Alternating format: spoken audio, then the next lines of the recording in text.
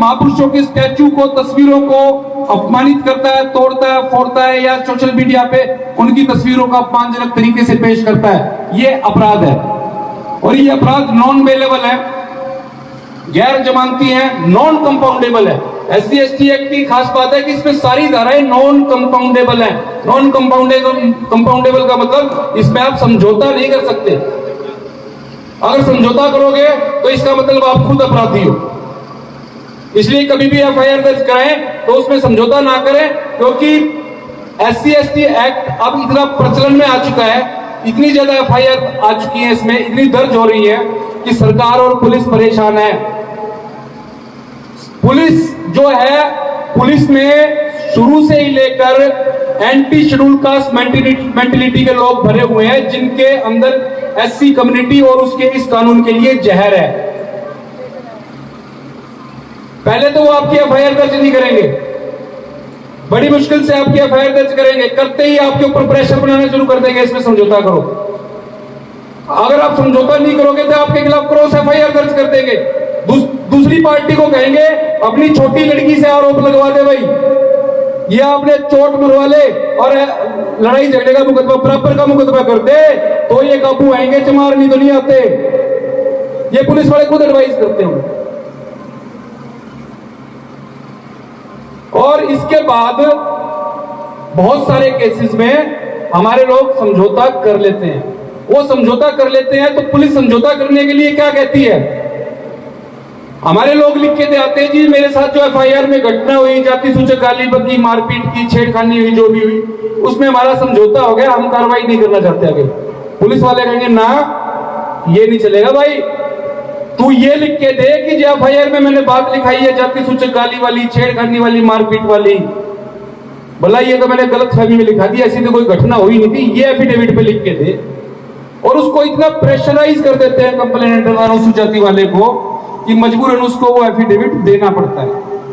और वो पुलिस वाले एक लाइन लिखते हैं कि भाई शिकायतकर्ता का शपथ पत्र प्राप्त हुआ, उसके आधार पर इस मुकदमा में कोई संज्ञेय अपराध कॉग्निजेबल ऑफेंस होना नहीं पाया गया, इसलिए मुकदमा झूठा पाया गया, खारिज किया जाता है। और सरकार हर महीने, पुलिस हेडक्वार्टर हर महीने इनसे रिपोर्ट मांगता है कि SC ST एक्ट के कितने पर्चे दर्ज हुए, कितने खारिज हुए और कितने टू कोर्ट हुए।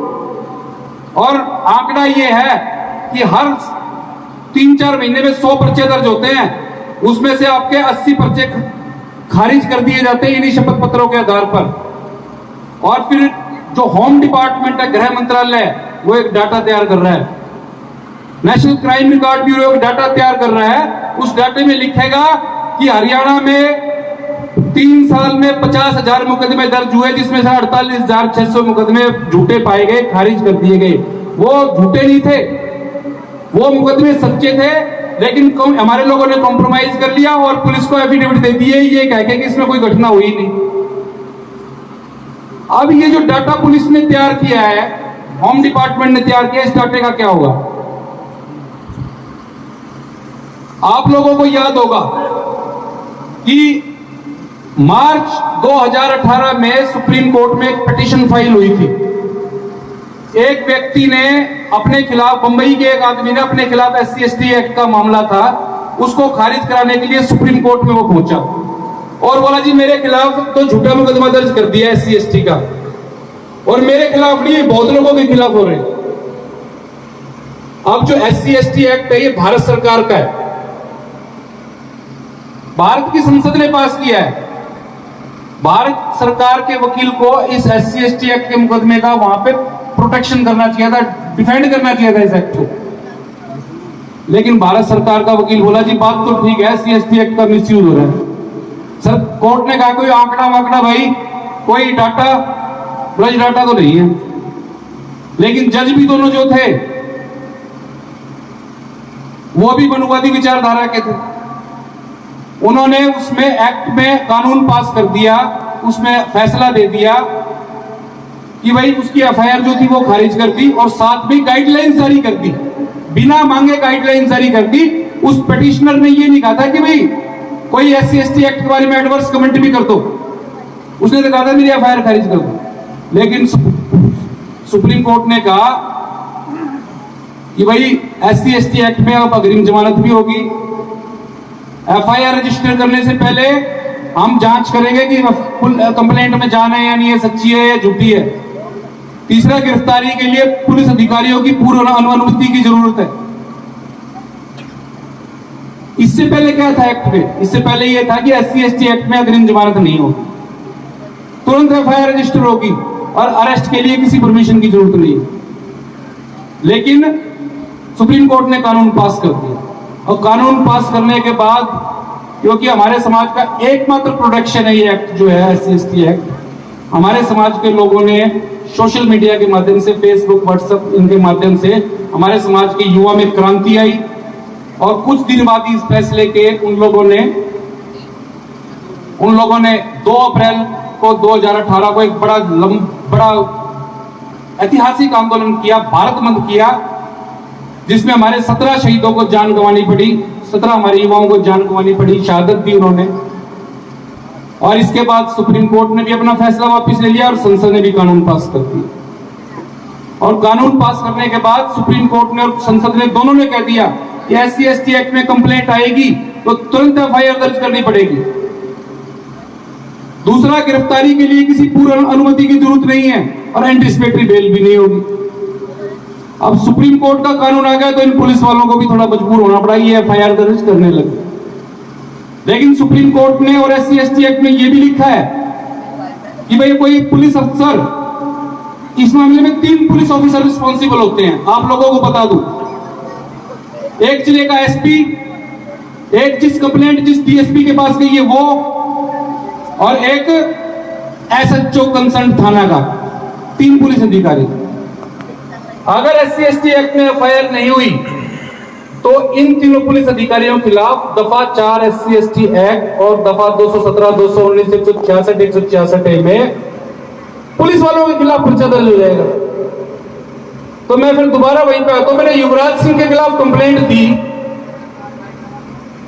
मेरी 8 महीने तक पुलिस ने FIR दर्ज नहीं की, और वो वीडियो में साफ बोल रहा है हमारे बारे में गलत। फिर मैंने जिले के SP को और 2 DSP के पास वो कंप्लेंट गई थी। उन दोनों DSP को पार्टी बनाया, SP को पार्टी बनाया, SHO को पार्टी बनाया, और जज साहब को कहा SC/ST स्पेशल कोर्ट के, जी ये लोग जानबूझ के डेलिबरेटली FIR रजिस्टर करने में नाकाम रहे हैं और इन सेक्शंस के अपराधी, इनके खिलाफ एडमिनिस्ट्रेटिव इंक्वायरी करके FIR दर्ज करने के आदेश दिए। कोर्ट कानून के अनुसार चलती है, कोर्ट को कानून दिखाया, कोर्ट ने उसी टाइम ऑर्डर कर दिया कि इन 4 अधिकारियों के खिलाफ एडमिनिस्ट्रेटिव इंक्वायरी के ऑर्डर किए गए। जिस दिन एडमिनिस्ट्रेटिव इंक्वायरी के ऑर्डर हुए उससे 2 दिन बाद युवराज के खिलाफ FIR रजिस्टर होगी SC/ST एक्ट में। अब जब उसके खिलाफ FIR दर्ज होगी तो उसको लगा कि भाई जब तेरे खिलाफ FIR दर्ज हो सकती है तो तू गिरफ्तार भी हो सकता है। फिर वो हाई कोर्ट भागा, हाई कोर्ट में उसने बड़ा लंबा खींचा, बहुत महंगा वकील किया, लेकिन जज साहब जो हैं उनको भी कानून के हिसाब से चलना पड़ेगा। जज साहब को हमारा केस कानूनन बनता था और जज साहब ने उसकी जो FIR क्वेश्चन की पिटीशन थी उसको खारिज किया। उसको पुलिस जांच में शामिल होना पड़ा, उसको फॉर्मल अरेस्ट होना पड़ा, गिरफ्तार होना पड़ा, और उसके खिलाफ 2-3 दिन के अंदर हिसार की कोर्ट में चालान पेश होगा। अभी 2-4 दिन के बाद अखबारों में पढ़ेंगे आप। और वो सामान्य आरोपी की तरह जेल में, उस आरोपी की तरह कोर्टों में तारीख भुगतेगा और उसके खिलाफ अपराध प्रूफ करेंगे और 5 साल की सजा है इस मामले में, और उसको सजा कराएंगे। जब सलमान खान को और चुड़ाले को सजा हो सकती है तो ये क्या चीज है। और साथियों, इसके साथ 5-10 दिन बाद ही वो तारक मेहता का उल्टा चश्मा की कलाकार है, हीरोइन है बबीता जी, मुनमुन दत्ता और बबीता जी, उसने भी एक वीडियो डाल दी। उस वीडियो में बोल रही है कि मैं अच्छा दिखना चाहती हूं, मुझे YouTube पर आना है, मैं भंगियों जैसा नहीं दिखना चाहती, तू भी आ जा भाई लाइन में। अगले दिन उसकी भी FIR दर्ज होगी। फिर एक और कलाकार थी युविका चौधरी, वो ओम शांति ओम नाम की एक फिल्म आई थी, उसमें वो थी और बिग बॉस में भी आई थी। उसने भी इसी तरह की टिप्पणी की, उसके खिलाफ भी इमीडिएट FIR दर्ज होगी। तीनों के तीनों जो सो कॉल्ड सेलिब्रिटीज हैं, ये तीनों के तीनों हांसी डीएसपी के दफ्तर में अपीयर हुए। 3-3, 4-4 घंटे इनकी इंटेरोगेशन हुई, इनको शामिल जांच हुआ, इनकी फॉर्मल अरेस्ट हुई। अरेस्ट होने के बाद इनको बेल पे छोड़ा गया और अब ये तारीखें भुगतेंगे सर। और अभी आपने रिसेंटली एक इंटरव्यू सुना होगा बाबा रामदेव का। एक पत्रकार उससे पूछ रहा है, बोला बाबा जी 2014 में आपने एक बात कही थी कि जिसको 40 रुपए लीटर पेट्रोल लेना है और 300 का सिलेंडर लेना है, बीजेपी को वोट दे दो। लेकिन जनाब अब तो 1000-1200 का सिलेंडर हो गया और 100-125 का तेल हो गया है, 108 हो गया। तो उस बाबा ने कहा, मैं तो नहीं देता तेरी बात का जवाब, क्यों तू क्या ठेकेदार है क्या, पूछड़ पाड़ेगा तू मेरी। लेकिन आपको बताऊं, इस बाबा रामदेव के खिलाफ भी हम लोगों ने, इसने दलित समाज की महिलाओं के बारे में गलत टिप्पणी की थी, राहुल गांधी के बारे में कहा था कि ये तो ना दलित महिलाओं के घरों में हनीमून मनाने जाता है। और हमने इसके खिलाफ कंप्लेंट की थी और उस कंप्लेंट में इसके कोर्ट से नोटिस इशू है और ये कोर्ट में तारीख भुगत रहा है। और जल्दी ही आप लोग देखेंगे कि इन तीनों की तरह इसकी भी हम लोग सजा कराएंगे और इसको भी जेल भिजवाने का काम करेंगे। और हमारा कॉन्सेप्ट सीधा सीधा क्लियर है, हम लोग अब बिल्कुल तैयार नहीं है कि कोई भी सोशल मीडिया पे आएगा, हमारे समाज के बारे में गलत बोलेगा और गलत बोल के चला जाएगा। हम इस चीज को खत्म करना चाहते हैं। तो जो भी आप लोगों को भी कोई इस तरह गलत बोले या आप लोगों के साथ इस तरह की कोई बकवासबाजी करे तो तुरंत पुलिस में जाने का आप काम करें। लेकिन साथियों, आप लोगों को बताऊं कि मैं पिछले 10 साल में कम से कम 500-600 एट्रोसिटी के केस कर चुका हूं, जिसमें से ये मान के चलो कि 30-40 केसों में हमने कन्विक्शन भी ली है। बड़ा मुश्किल होता है कन्विक्शन लेना SC/ST एक्ट के केस में, क्योंकि पुलिस भी आपके खिलाफ है और सरकार भी आपके खिलाफ है, इवन जुडिशरी भी आपके खिलाफ है। लेकिन इसके बावजूद हमने कन्विक्शन ली है। मिर्चपुर केस में हमने हरियाणा की हिस्ट्री में सब पहली बार 33 लोगों की कन्विक्शन ली थी, जिसमें 12 लोगों को तो उम्र कैद की सजा हुई। डाबरा गैंगरेप केस की हमने बात बताई, और भी बहुत सारे केस उसमें हमने कन्विक्शन लेने का काम किया। लेकिन इस समस्या ये है कि हम लोग खाली वकील के तौर पे, समाज सेवी के तौर पे ये काम करते हैं तो सरकार हमारी दुश्मन बनती है, पुलिस हमारी दुश्मन बनती है।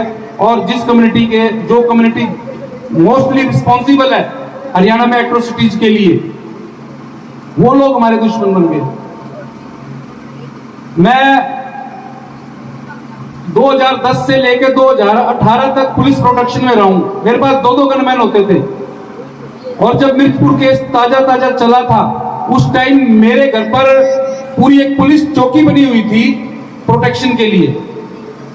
लेकिन कई बार सरकार के खिलाफ बोलना भारी पड़ जाता है और मेरी प्रोटेक्शन केवल इसलिए वापस ले ली गई कि हम लोग स्टेज के माध्यम से, हम किसी पार्टी के खिलाफ नहीं है, किसी के खिलाफ नहीं है, लेकिन हम लोग समाज के हक की बात करना हमको भारी पड़ जाता है। अब भी आप लोगों ने छात्र का मामला सुना होगा, खापड़ का मामला सुना होगा। छात्र में हमारे समाज के लोगों का सामाजिक बहिष्कार कर दिया गया है। सामाजिक बहिष्कार इसलिए कर दिया गया है कि हमारे बच्चों ने मारपीट के खिलाफ, जातिगत उत्पीड़न के खिलाफ FIR दर्ज करा दी थी और जातिगत गुंडों ने खाप पंचायत आयोजित कर ली और खाप पंचायत आयोजित करके कहा कि पर्चा वापस ले लो, मुकदमा वापस ले लो, नहीं तो तुम्हारा सामाजिक बहिष्कार कर देंगे।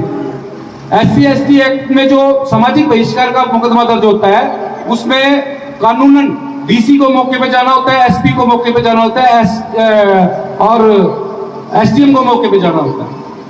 लेकिन साथियों, ये तीनों मौके पे गए और मौके पे जाके हमारे समाज के साथी जो थे, पीड़ित थे, उनसे बोला भाई गांव में भाईचारा, DC और SDM की शब्द वर्डिंग है, बोला मुकदमा वापस ले लो।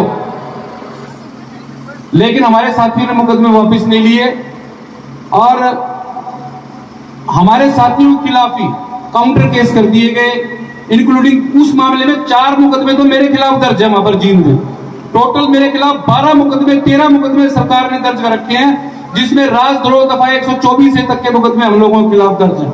2-2 महीने अंडरग्राउंड रह के जेलों और वो रह के और हम लोगों ने अपनी जमानतें कराई। तो इस चीज की हमको कीमत चुकानी पड़ती है। 76 में हमारे साथियों ने हिम्मत दिखाई है और कल उन्होंने कहा कि हम 76 में डॉक्टर BR अम्बेडकर जयंती मनाएंगे और उन्होंने बैनर गांव में लगा दिया और उसमें मेरे को मुख्य अतिथि के तौर पे मेरा नाम और फोटो लगा दी।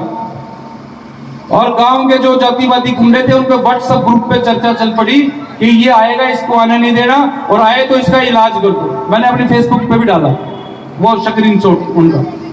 लेकिन साथियों, इसी तरह रात का कार्यक्रम है और पूरी गांव को क्रॉस करके हमारे उस बस्ती पे जाना पड़ता है। उसमें जाएंगे और उनकी छाती पे डॉक्टर BR अम्बेडकर की जय जयकार करके आएंगे वहां पर।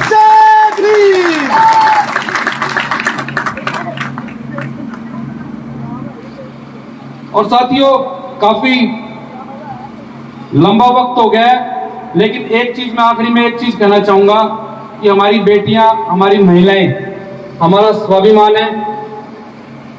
और जो हरियाणा के जातिवादी गुंडे हैं वो इनके माध्यम से हमारे स्वाभिमान को चोट लगाना चाहते हैं, चोट मारना चाहते हैं। जो एक खास कम्युनिटी के लोग हैं, मैं जाति का नाम नहीं लूंगा क्योंकि एक बार मैंने जाति का नाम लिया था, मेरी वीडियो रिकॉर्डिंग करके और दफा 153 का मुकदमा दर्ज करा दिया। जो एक खास कम्युनिटी के लोग हैं, आप लोगों ने भी देखा होगा, वो अपनी बेटियों को कोख में ही मार देने का काम करते हैं, जिसकी वजह से हरियाणा के सेक्स रेशो में एक बार बहुत कमी आ गई थी। अब सरकार ने थोड़ी सख्ताई कर दी। बच्चियों की पेट के अंदर ही हत्या कर देने के चलते लड़कियों की बहुत भारी कमी हो गई, खासतौर पर उस पर्टिकुलर कम्युनिटी में। अब पर्टिकुलर कम्युनिटी में होने के बाद एक एक गांव में 150, 200 लोग कुंवारे, 50 साल के हो गए, शादियां नहीं हो रही। अब उनको क्या करना पड़ता है? उनको जाना पड़ता है भाई कर्नाटक, तमिलनाडु, केरल, अरुणाचल प्रदेश, मेघालय, झारखंड, यहां से मोल की लड़कियां लाके शादी करनी पड़ रही है। और वो लड़कियां क्या करती हैं? वो 5-6 महीने रहती है, माल बटोर के पैसे वैसे इकट्ठे करके वो भागती है।